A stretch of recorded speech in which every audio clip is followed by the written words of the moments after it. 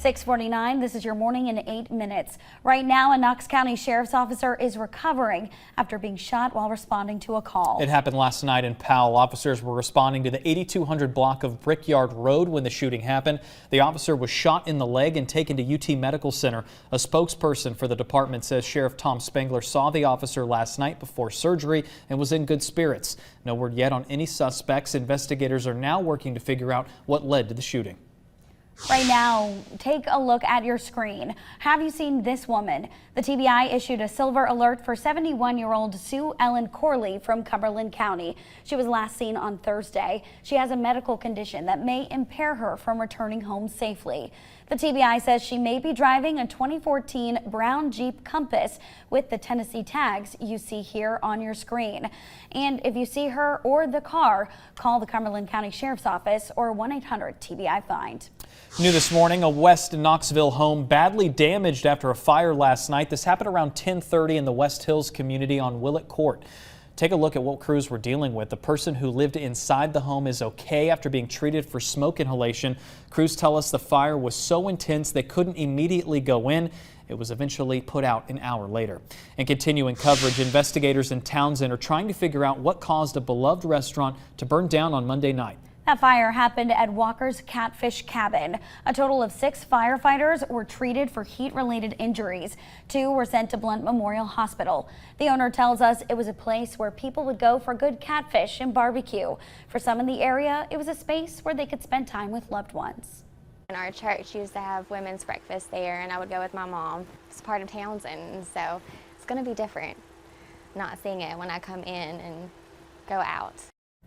According to one of the owners, it was rebuilt in 1979, but some in the area say the cabin existed as early as the 60s.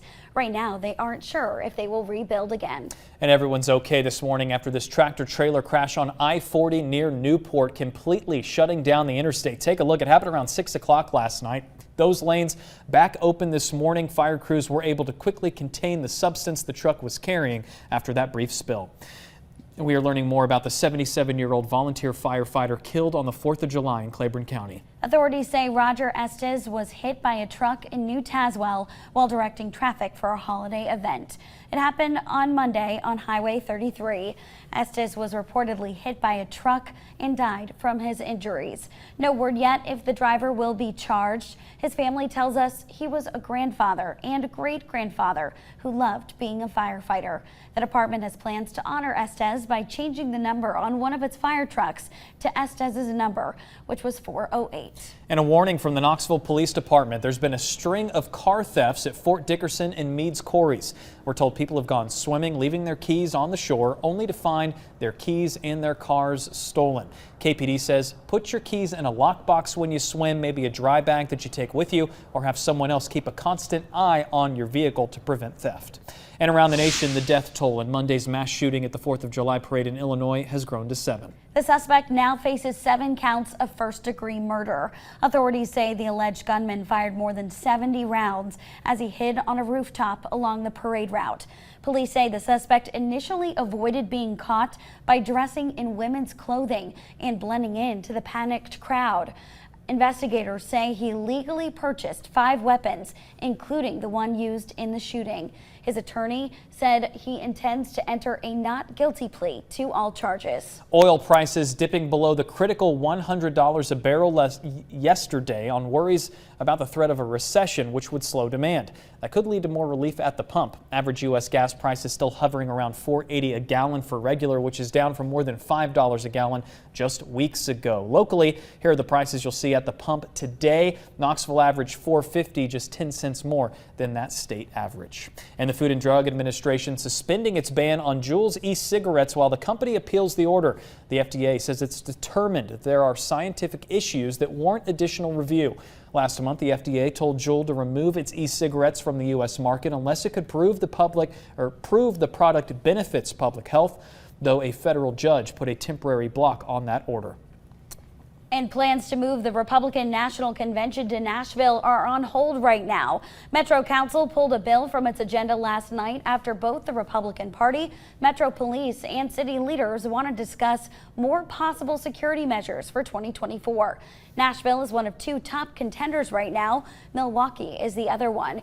It may come back up when they meet again later this month. WVLT, proud to be your official station of the Vols. It's a sight for sore eyes for Tennessee football fans. The first set of the traditional VOLS letters now shine over Neyland Stadium. First time since 2009. The next set will be installed soon. If you haven't driven by the stadium and checked it out, go do so because it looks nice up there. It is 6:54. We want to get a check of your first alert of traffic. Getting out the door, all those interstates and main roads running on time on this Wednesday. Now the westbound lane of Sugarland Road in Loudoun County continues to be blocked. No need for an alternate route there. We're not seeing any congestion. Just use caution if you do have to travel that way. Moving in and around downtown Knoxville, not seeing any congestion just yet through those hot spots. This is a live look at I-40 just west of Walker Springs. We do have a disabled vehicle off to the right-hand shoulder, but no lanes are blocked. Your first alert forecast with Chief Meteorologist Heather Haley. 6:55 now on this Wednesday morning that starts off nice and quiet, but again gets a little noisier. Today we've been talking about a 40% coverage of our area in rain and storms. I think a few of those storms, so not all of them, I think a few of those storms could reach the severe threshold, which damaging wind would be the main threat. We could have some hail out of those storms as well, so pretty low. I think we got about a 20% coverage really in the stronger to severe storms, which is what a slight risk really means. But that is this afternoon to early evening. So I'm seeing overall scattered storms and rain, and then more isolated would be the stronger to severe storms. So even mapping out that rainfall potential, it's a little easier to see that some of you maybe hear the thunder in the distance. Has that happened to you a few times lately?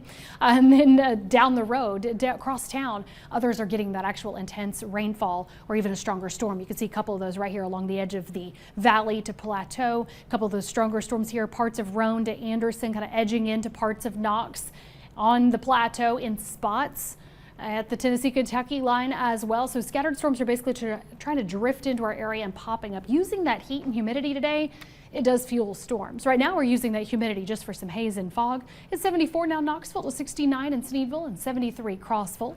We have just a couple of specks of rain trying to pop up at the moment. Again, more movement in the region. You can see that that's going to help to drive up more on and off rain and storms for the rest of this week. So this morning, let's enjoy the nice views, the quiet start to the day, then the scattered storms that we'll track for you. If you missed it, I've got you covered coming up on the CW. All right, Heather, thank you. We continue with your top headlines, your weather and traffic over on WBXX. Have a good Wednesday.